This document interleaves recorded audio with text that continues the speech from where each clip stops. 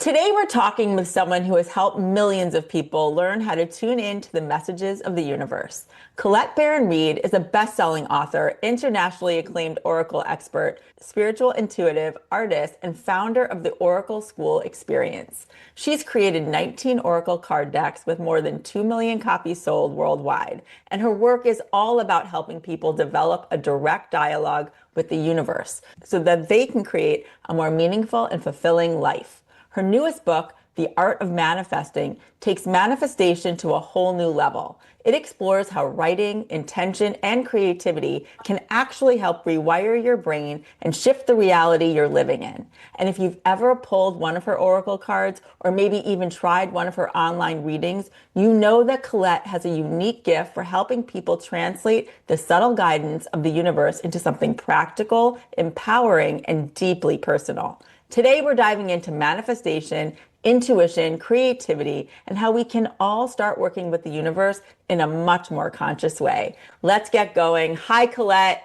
Hi, Robin. Hi, Karen. So excited to be here. I love your show so much. Oh, well, we love you. And we've loved you for so long. In fact, right before we got on, Robin and I were saying, we've got your cards and your books and everything. So to really have this time with you in person is such a treat for us. So thank you so much for joining. We can't wait to talk about the book and all the latest. You just keep adding to your repertoire of wonderful things to share with all of us. Can we just start, like, for anyone who's listening right now who might not know about your background and the whole intuitive way that you approach life and your work?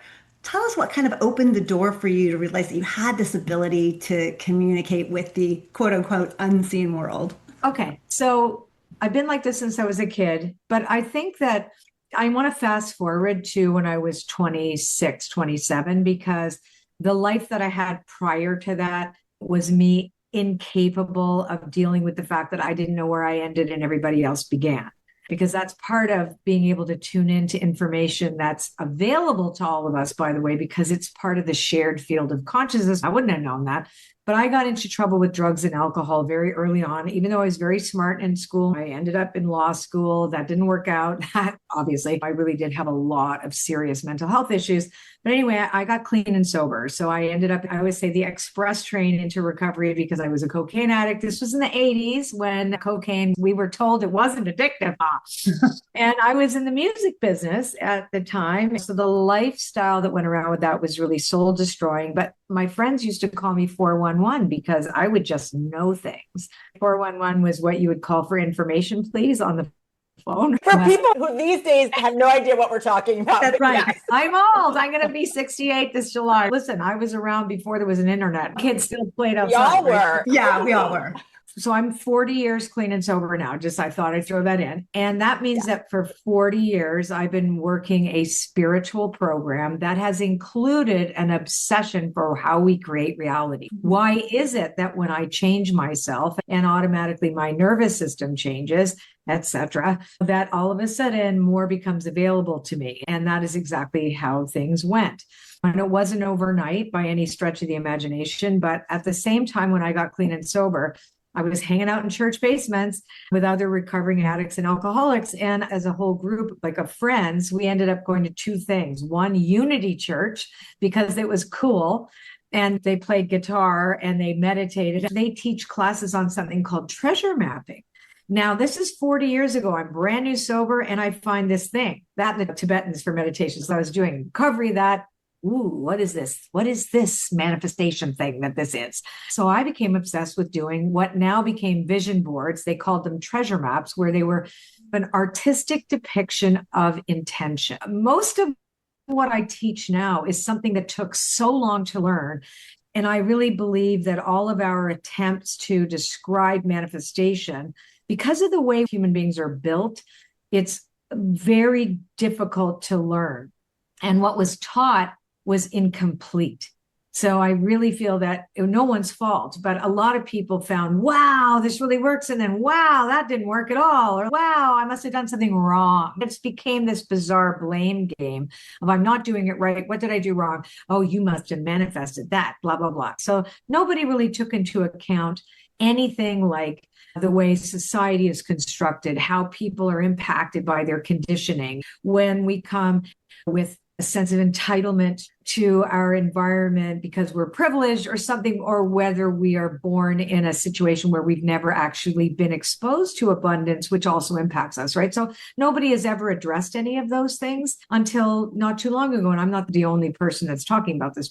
But over the years, what I learned was that you can change yourself, because if you become the person that has greater access to more, it is a reflection of that which you are. My big thing that is important, we don't manifest what we want, we manifest what we are, what we broadcast, what we rehearse.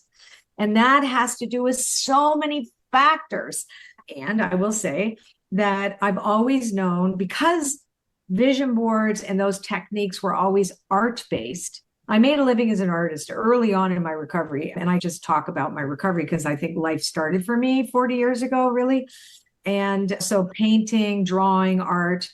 I started painting again during the pandemic. I hadn't picked up a paintbrush for 30 years, but some form of art has been very important to me, whether it be dance, whether it be music. So art in some form has impacted me in a way that has kept me sane and kept my nervous system in some type of a coherent alignment when I'm not doing something artistic. So doodling, can we go to Doodles? Yes, let's go to doodling and your new book, The Art of Manifesting. Okay. Yes, let's do it.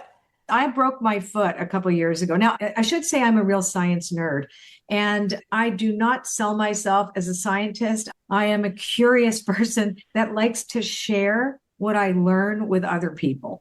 I never teach anything that I don't know personally, that I haven't either overcome or done something. And I don't pretend to be a therapist, because I'm not. I studied Jungian psychology, but that doesn't make me a therapist. And it's not necessary. I think it's really important I share personal experience with people. Yeah. And it's anecdotal, but I can show you how to have the same experience. So when I broke my foot a couple of years ago and I got stuck in bed, and I couldn't stand in front of a canvas, because really during the pandemic, I had such terrible anxiety that painting was the only thing that helped me. You know, nothing helped me. I did EMDR. I got re-traumatized. And I really do think because my parents were traumatized in World War II when they came to Canada, because I'm the daughter of immigrants. They never talked about it. They never dealt with anything. Their PTSD was just shoved down. And I had a lot of violence and things like that, where I think in some way it was all because of the drugs and the alcohol.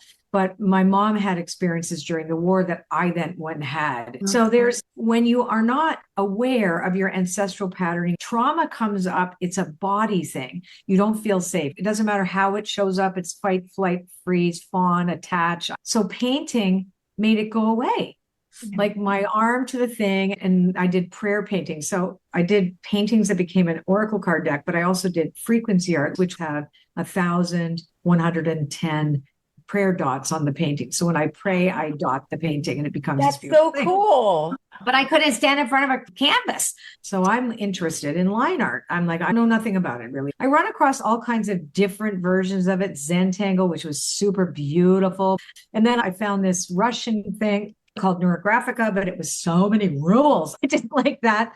But then I started seeing classes being taught by teachers for 7-year-olds. So I was like, I can do it. I can do that. Sounds good.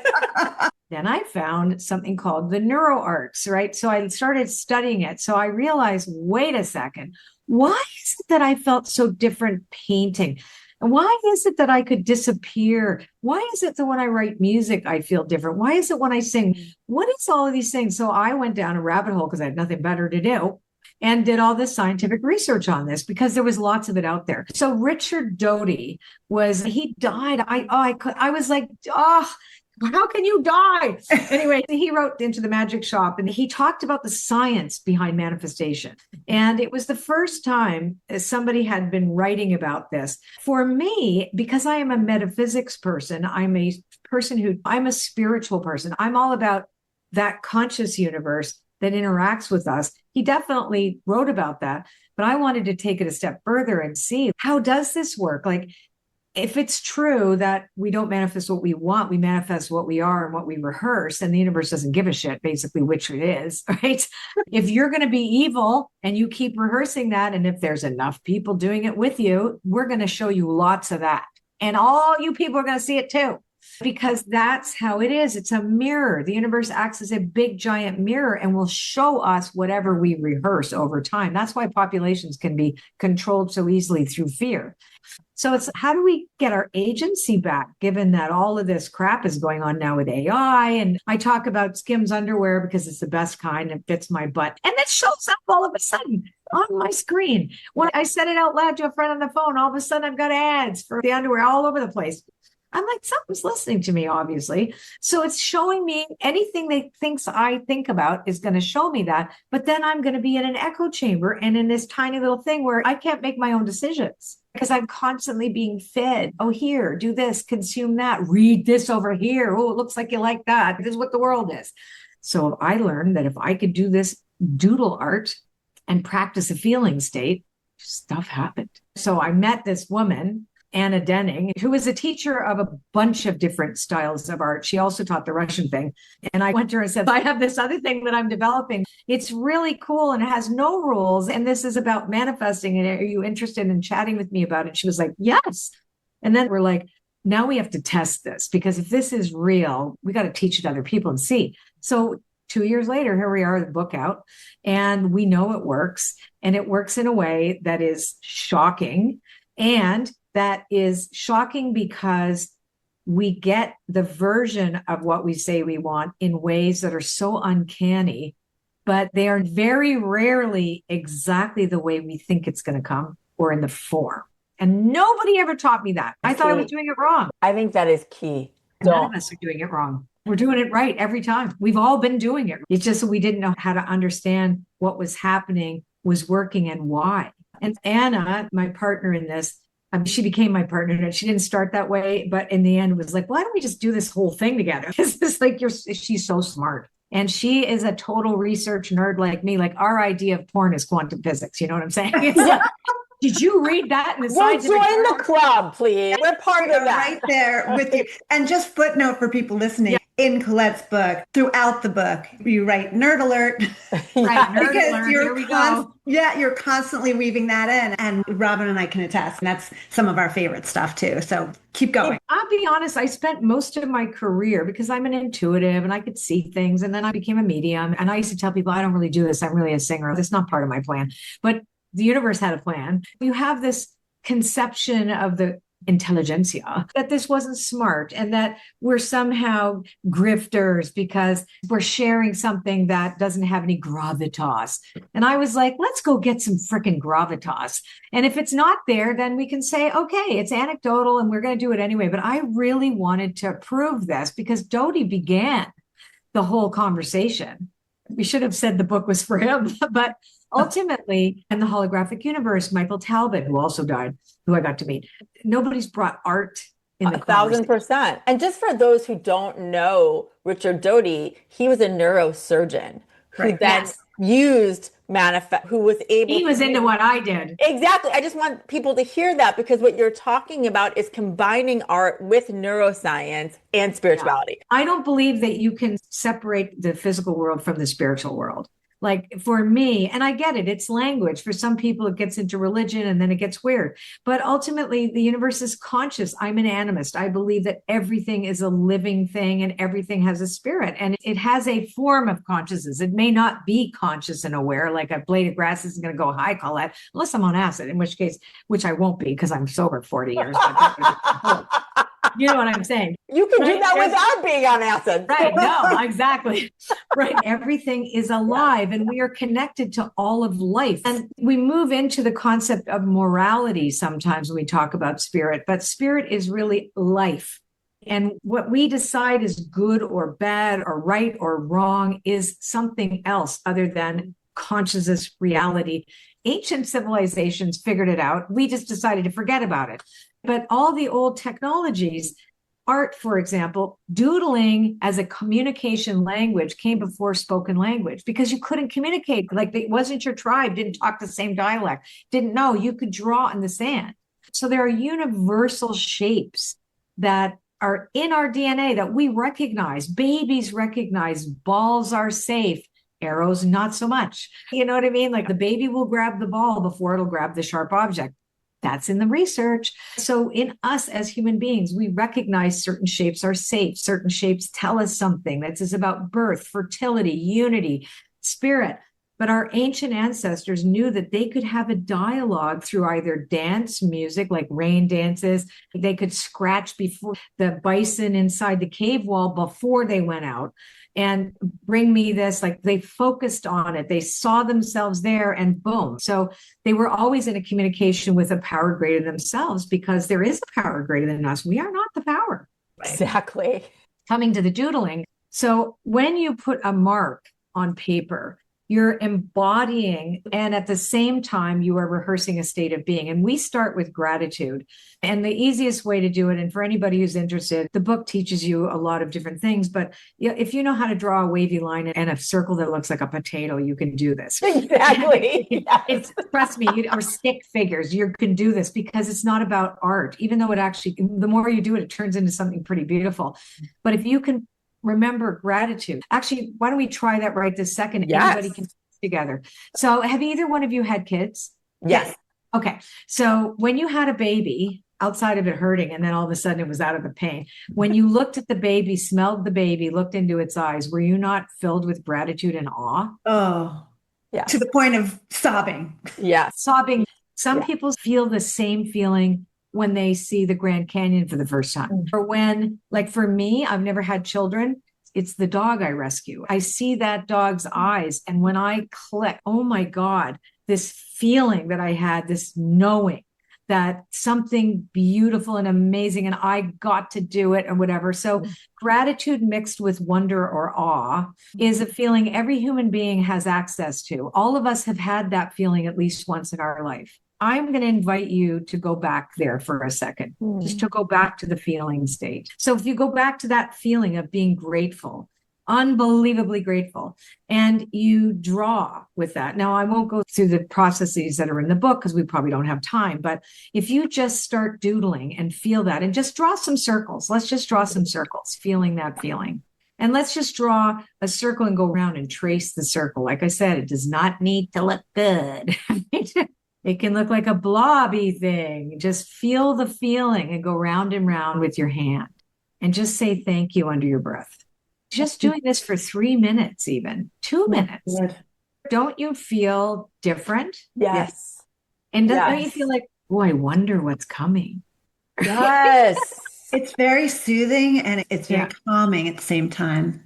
Yeah. So most of us attempt to try to, like, when people come to the concept of manifestation, especially right now, let's be honest. And my husband reminds me of this. He goes, Colette, there's something that you've been saying every year. There's been a new thing. He says, it seems new, but there's always been some type of crisis. And it's interesting, but we always think it's a brand new one. But it is. It's new because it's new, but it's not really new. Okay. We're going to either be in a state of fear and needing to control an outcome. I come to manifesting because I want to manifest in control and certainty. So it's going to be Uber Eats to me. Give me that. I see that there. I'm going to focus on it right now, fixate, and all the details. I'm going to see every little hair on that thing. And then you're going to be completely devastated when it doesn't come, right? Because it won't come if you're attached to it and whatever. And it's going to give you something to fixate on and be more afraid of, because actually now you're questioning whether the universe is even listening when it listens all the time. And if you have lots and lots of attachment and wanting something, it's just going to give you more wanting. Right. It's going to reflect the lack more and more, because you won't be able to see the thing staring you in the face when it arrives, because you're in lack. So you practice that often enough, you're not going to see what you want, because what you want is something you have to be. Oh, I am the person that has this thing. I am so grateful that I am the person that has this. I am so grateful that the universe speaks to me and I speak to it. And there's a conversation going back and forth here. Mm-hmm. So let's go back to our little drawing. Okay. So let's say we come to this instead with this idea, but we're not really trusting it. That's okay, because we can just trust a feeling. I can trust that I'm going to feel good when I am in that gratitude and awe, because then I have many more memories coming up. And then I realize I'm just that, just as a starting point. So the universe is going to hear this. And it does. It's always listening and it's always reflecting back, just like a big AI, right? Like, you're doing great. You're saying this over and over again. I've learned that. I'm going to give it to you. So this is exactly how it works. And it will come to you in a way that's right for you. What you think you want may not be right for you. Yeah. Or maybe you still need a long road and a few more detours before you can get there. Yeah, you talk a lot about that in the book, Colette. And the thing I'm thinking of too is often it's good to do this manifestation exercise with things that you don't want too badly. No, it works best when you don't really care. I want to find a pink blouse to wear to the party next weekend, and I'm going to go out shopping and then it just somehow it just shows up because it would be nice, but it's not the end of the world if it doesn't happen. That's so smart what you just said. Doing it with something you're not too attached to and nothing so huge. Because I did vision boards for 20 years about my record deal. And by the time I didn't get it, I hated the thing. I didn't want it anymore. F you. What do I care? I'm not that. Screw you. And then the next thing you know, I'm going to bed at 9:00 and I get a record deal. Hello, why is this happening to me? It's like the story of the woman who wants to get pregnant and gets up and gets a dog instead. Then you're energetically in that loving feeling of motherhood. And then it comes. Yeah, you get the dog and then you have a baby. I was going to use this example too. I started reading your book on a plane, okay? And what ended up happening on that plane is we ended up being delayed 3 hours without Wi-Fi, like in the middle of nowhere. And the thing was, I was with my daughter and my husband. We had an appointment that we had to get to in this other city by a certain time. And we were leaving with plenty of time in normal circumstances to get there. I'm reading your book. One of the things that you say in it in the very beginning is everything I need comes to me in divine timing. Thank you. I literally kept writing that over and over as I'm sitting there, starting to freak out a little bit that we were going to be late. And then I started doing some of the exercises and I was doing it with the intention that everything's going to work out. So no matter what happened, if we made the appointment, if we didn't make the appointment, it would be okay. And we ended up landing with 20 minutes to get to this appointment and we made it there on time. So I'm saying that because it wasn't like the biggest deal in the whole world. No, but if you notice when you're so stressed, everything gets even later. Like when you get into that stress mode, you meet other stress out people who are mean and like everybody, the whole world becomes a stress ball, this big hairball of yuck. But when all of a sudden it's okay. This is what's going on. I'm going to calm myself down now. And it really did. This really worked. The 7 steps of manifestation. And you take people in this book with this AM method through 7 weeks of manifesting and really getting into the practice. I think for the people who are listening, you can't find a person who doesn't say manifesting these days.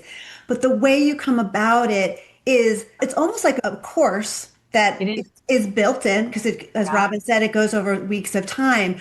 But what I love that you introduce is this sort of art of play it's like an artistic meditation that you introduce to people. Because I was a little apprehensive about, I'm not even a doodler, but the allowing of you being able to just draw what comes is just a beautiful way to teach people how to tap in to their own internal energy and to allow that to translate externally without thinking about it. And I think to your point earlier, we're overthinking the manifestation with the vision board and all these things, where this just allows us to tune into the frequency of what we're desiring. And that is a totally different way. Very different.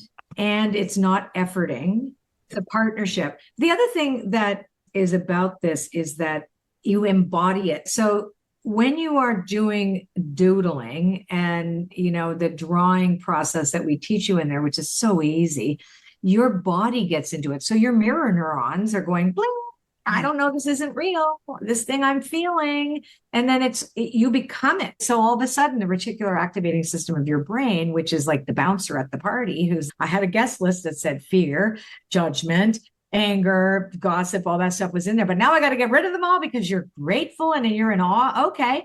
So now I got to take your eyeballs and I'm going to start looking out there. And that's all I'm going to see is reasons to be grateful. Because the universe is abundant with literally everything. But our relationship to it, our brain receives, like it's not inside our noggin and it's in there and that's how we think. We broadcast frequency. That's why we call it frequency art, because we're drawing the frequency of our broadcast and we're receiving the information back. I can't receive anything when I am stressed out. and I'm worried about things. I can't receive anything except another reason for me to go on patrol. Totally. You know what I mean? And this is, is that a good idea? So the trick is to recognize where we have power and where we don't. Like, I can't do anything about what's going on external. Do what you can for you, and then find a way in that which you can create the life you want inside that whole thing, because both can happen at the same time. Now, obviously not if you're right in the center of something where you're not safe and you should be running for the hills. But most of us that are listening to this podcast are watching all of that on our TV screens or our computers, right? Or our phones. We are not in that, and we can contribute in a way. The more of us contribute our joy, our calm, our hope, our faith in, wow, this universe will respond. We have agency and sovereignty all over again. And all of a sudden, wait a sec, we can actually make a difference. But when we're seeing all of that, we don't think we have any way to make a difference. We just get more mad and find somebody else to blame. That's right. And you're allowing that fear to take over. Whereas if you make this other effort, do work on yourself, you are rewiring your brain, which I think you started to talk about, but you literally are rewiring your brain and breaking patterns by using this without thinking. And that is the thing, because I captured that thought that you shared about the thought virus. And I thought that was so powerful, how my mom always used to say, what you think about grows, right? Whatever you focus on grows. This thought virus of that fear infiltrating your every thought, and then all your thoughts become fear. Without talking about headlines, because I find that boring, but certain headlines have created a fixation for people's attention where they're not seeing people who should be punished or taken to task for the things. So they go find other people. Right. And there's a wave. I watched the wave happen. Like, this happens, and then, I can't see that working out, so I'm going to go find other people to go after. It's this whole weird mob psychology that happens too when we get swept up and we don't see justice performed, for example, or things that we want to have happen in our lives. But that hijacks us. So although both are true, yes, this is happening. Yes, we see these things. Yes, we would like it to be different. But we can't make it different by staring at that. It's not bypassing. I acknowledge all of this is there. It's very much alive. Thanks very much. I'm going to make this alive now. And the more I make that alive, it's going to have way more power than that over there, because I'm part of it. And other people will see it. You will change. People will wonder, why are you so happy when all this crap is going on? Because I'm practicing that. And that's part of my practice. And I'm doodling it. And it sounds kooky, but it works. I love it. And it's so simple, which is also weird. I'll tell you a funny story. So when the book first came out, this is my favorite story. And I think it only happened so I could tell the story. So I've always said, I don't care about things like the New York Times, because I'm a weird author. Like, my stuff is very niche and oracle cards, whatever. So I'm like, it is what it is, right? It is what it is. And I never wanted one. I never thought about it until this book. And then I'm like, okay, I'll admit it. It would be cool if this got to be a New York Times bestseller. It would be so cool. So I say that, I draw it. I write New York Times in a bubble, in one of my synchronicity bubbles. And then I call, thank God I have a witness in this. I called and showed the picture to my head of my brand. And we just both laughed, because I said, maybe in a couple of years, this could happen, because I really think this is organic, that people really need to get the hang of this thing. It's not going to be overnight. And we left it alone. And 2 hours later, Beth writes me and says, it's very uncanny. The New York Times has your book, and they'd like to invite you to come and teach at their Healthy Times program. And I just about pooped my pants. Okay, so are you kidding them? But the funny thing is this. The universe was, okay, we can't give you a New York Times bestseller, but we can give you the New York Times, and you can get on a plane and go there. And the whole motive, remember, the part of the book is, what's your motive for wanting something? For me, a New York Times bestseller would mean that I reached more people. That's what I thought it would mean. It means that people were discovering this thing. I did. I got 20 people in the game.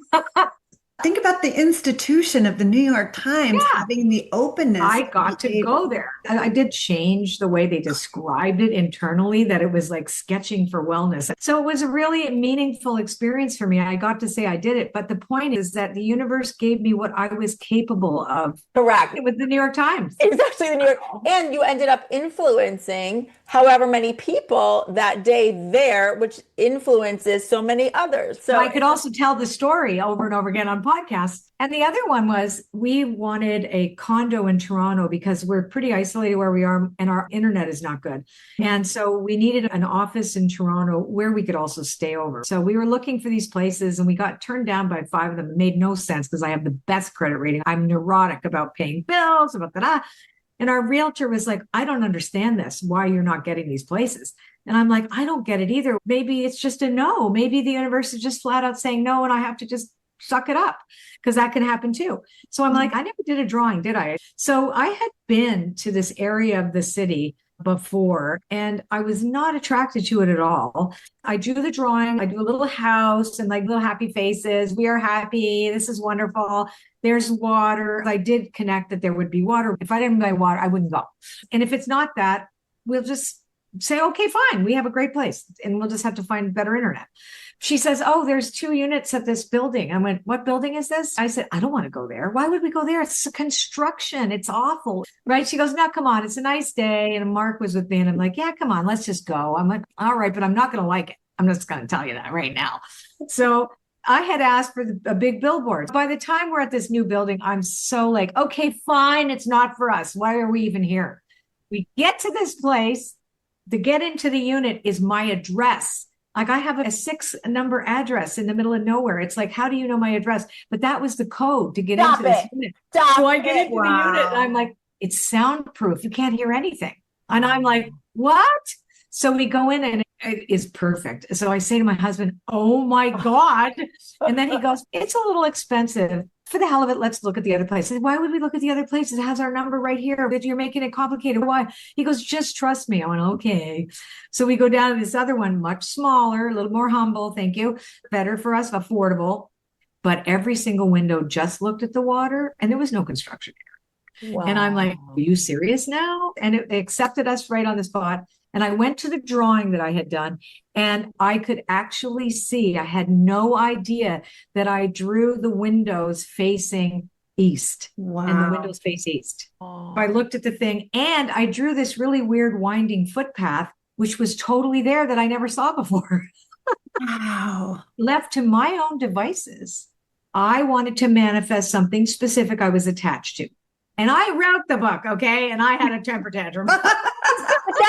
That's the point. Everyone needs to hear that. That's the point. Yes. The universe always has a way of aligning you with what that is the right next move for your path. If you let it. You have to let it. The universe will always also deliver you something that might even be better than what you visualized. It delivers that to you as well. So being open and not too attached to the outcome of what that actually is. Totally. Right? But I was attached. And had I stayed attached and got my way, I would not have seen what was perfect for me. And so many of us do that because it wouldn't have been good enough. So true. It wouldn't have been, oh, but I want this. And this is close to our friends. And we used to live here before, blah, blah, blah, blah, blah. It's so true.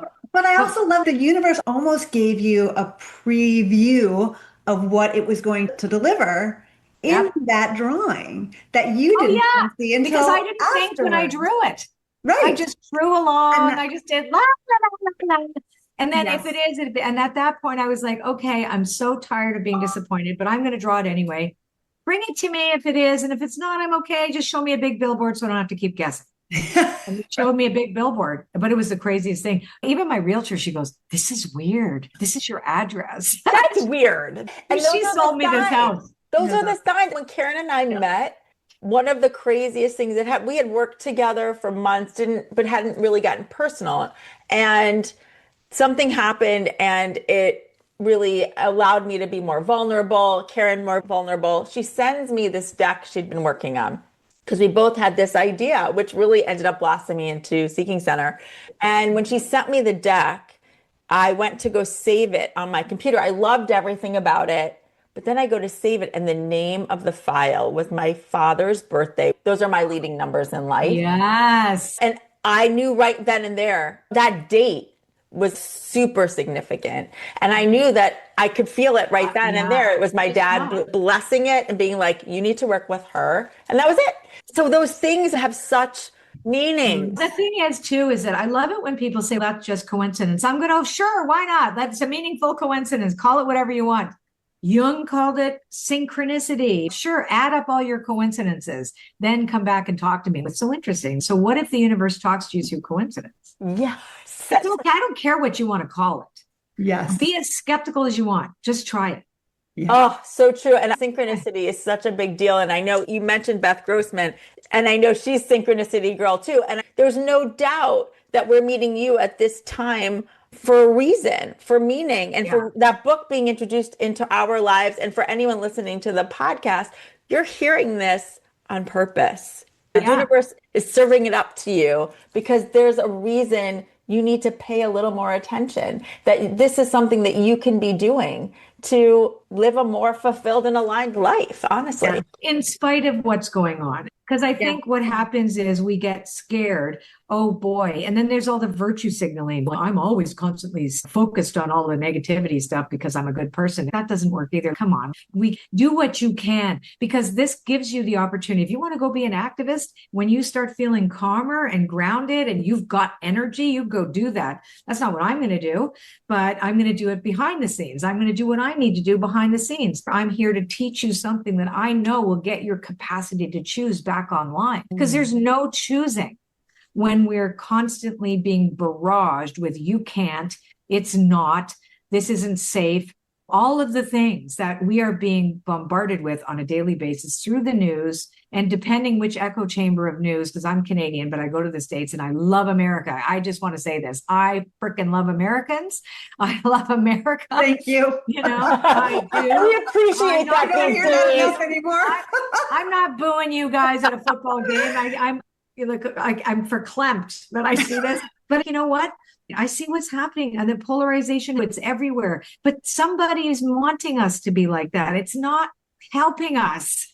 It's helping somebody that's not visible. Like you said earlier, Colette, you can filter that to a certain extent. Yes, you want to know what's going on in the world and empathize with everything that's happening, and you want to do what you can do. But it is that choice of like, how much of that am I going to allow to infiltrate? You said something in the book that I wanted to ask you about that was such a cool concept to me that Robin and I talk about all the time, but you named it.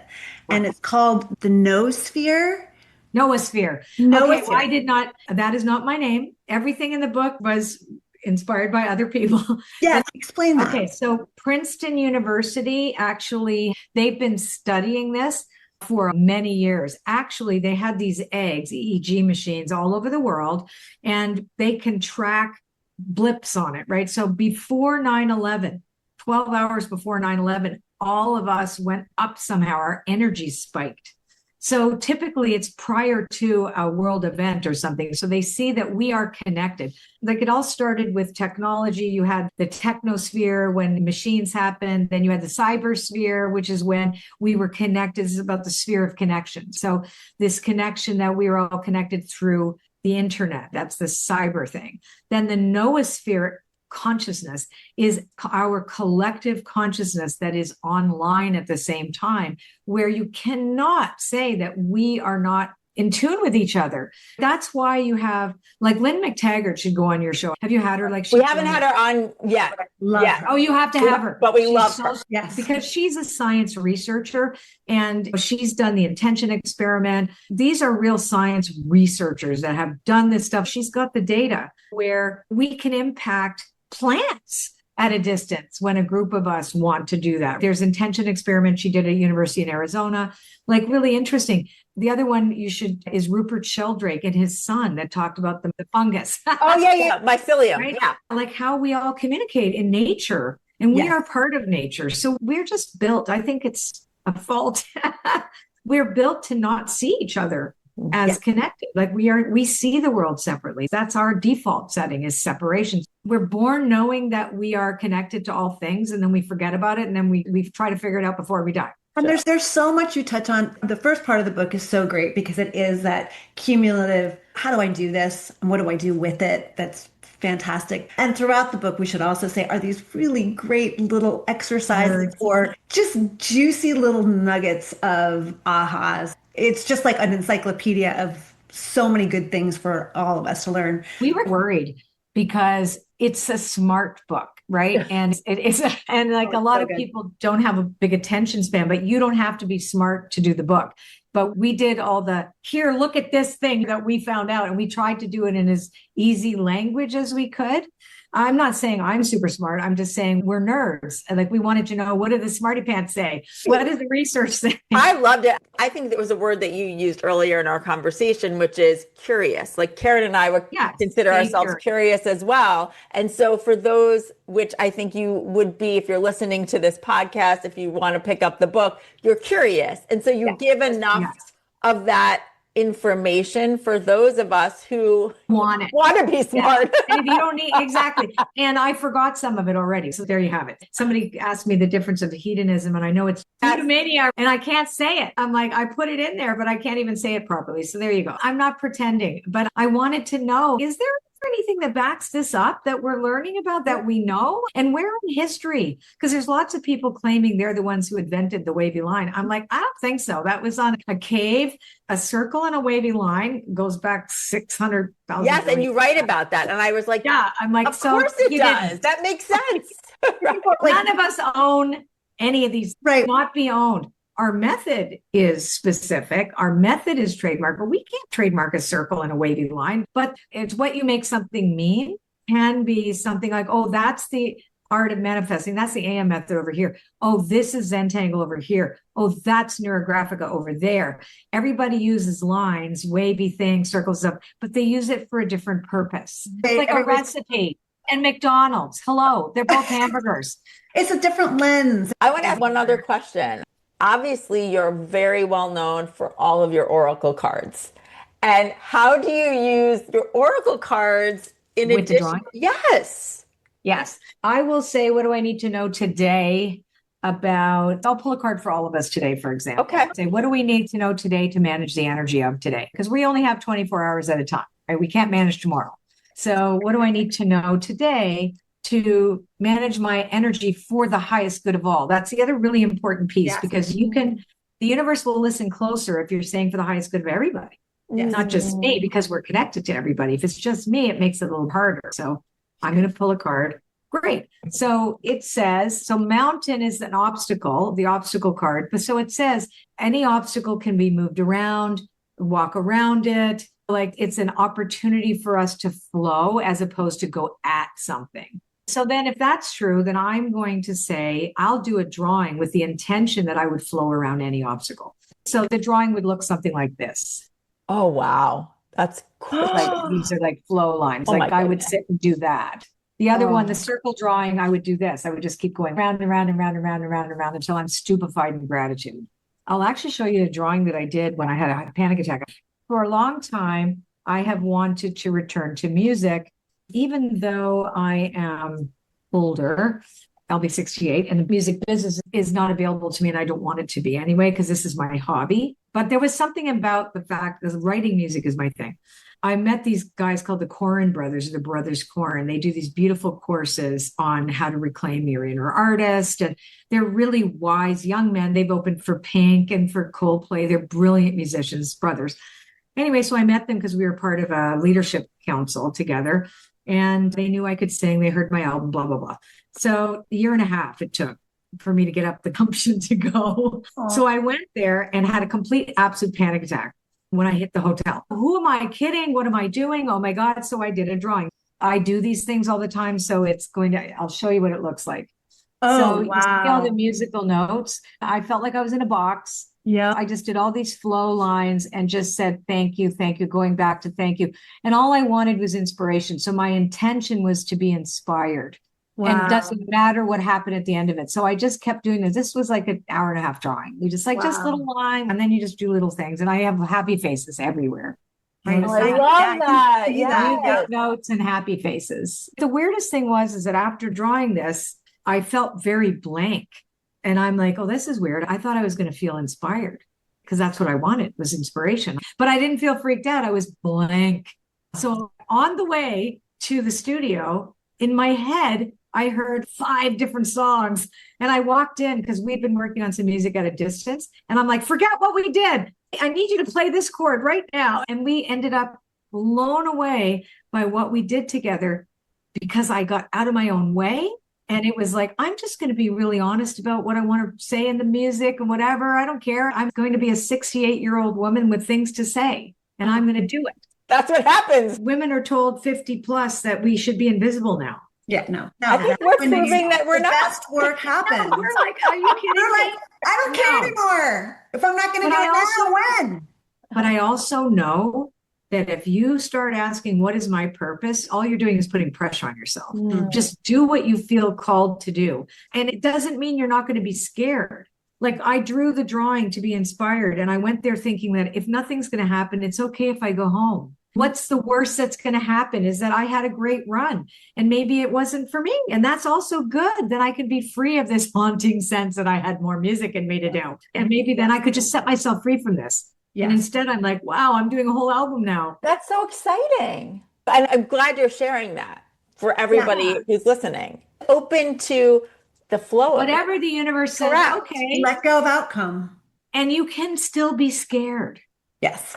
I think that's huge. The fact that you panic attack, and here you are as like someone who practices all of these different tools, and you still get scared.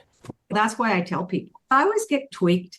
I know, I understand Instagram and all that stuff. And when they get in there and try to sell you on their special programs, I get it. You got to make a living, but you tell people like instant results are coming and all this crap. And I'm like, that's a lie. Yeah. Tell the truth. We're human, and these technologies can work, but you're going to feel certain things as you go. You're not going to be invincible. Be honest and do it. If you do it and somebody doesn't like it, they didn't have the balls to go do it too. That's not your problem. You could have been done at your first Oracle deck and been like, okay, I did my thing. Yeah. But you're opening yourself up to allow, this is the journey that I'm on. I'm going to just share that with people. Like you said, the whole thing with COVID and the fear and working through the anxiety and all that. Like, how many people is that going to help just because you followed the calling and then had the courage to share it with other people? I just think it's important that we share our humanity. And I also believe too so much that the guru thing's got to go. Oh. I have never do your own work. The teacher is there to give you information, and don't put anybody on a pedestal because they're fallible people. Everybody is fallible, you included, me included. And I think as a teacher, my job is to be as honest as I can. And sometimes I'm going to F up, but to give with transparency. Hey, this thing I'm teaching you, I have trouble with it too, but if you can just go the distance, you'll be blown away. That's right. And it's okay. You're going to meet yourself along the way, and that's how you change. The more you prove to yourself something can change in you, it then becomes a part of you. It's like you said in the book, Santa Claus just doesn't come and deliver it because you asked for it. No, just like your transformational teacher is not going to transform you if you don't do the work. That is key. And they may not even be themselves. Yeah. I always say, take what you like and leave the rest. Take what works for you. Just take it. And this is what worked for me. And now we've seen it work for other people. And now we can share it with you guys, and it's working for you. You know what I mean? Yes. And what's really cool is that you created something that has not been done before, which Karen and I love to celebrate, like even more. Like you did really, you're forging a new path, and you know it works because it has worked for you. And this could be a doorway for people who maybe don't believe in astrology necessarily, who don't feel like they can meditate. This is something, as you said in the beginning, we can all do. And we did it even within this conversation. If you were not driving or walking while doing it, like just drawing that circle, go home and do it. Draw that circle. Think of what Colette was saying in terms of that feeling, in that gratitude and wonder and awe. What does that feel like? And then just draw that circle, because you will immediately feel it.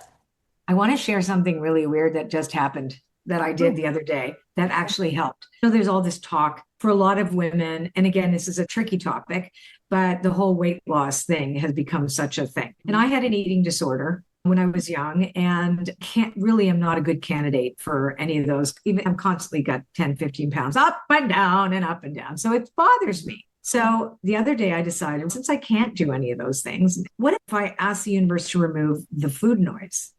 Yes. I'm not kidding you. So I did a whole thing. I entered the portal, which is part of the book. And this is not in the book, but I'm actually thinking about doing something like this with maybe Dr. Mindy Peltz or somebody that's one of my friends who actually in this world, an actual doctor, and try it first and see what happens. But I didn't have any food noise for 2 days at all.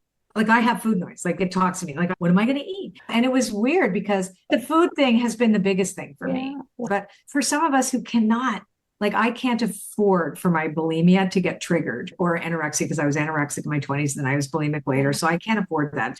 It's not for me. It doesn't mean it's not for you or somebody else. It's just not for me. But I recognize that maybe I could draw. Maybe I could just. I love that. I would imagine there's something to that. I'm going to test. Oh, I can't wait to hear because I think that would be a miracle. It's that neurons in your brain thing, right? So I'm drawing now every couple of days and seeing if it works. It can work for so many things. Totally.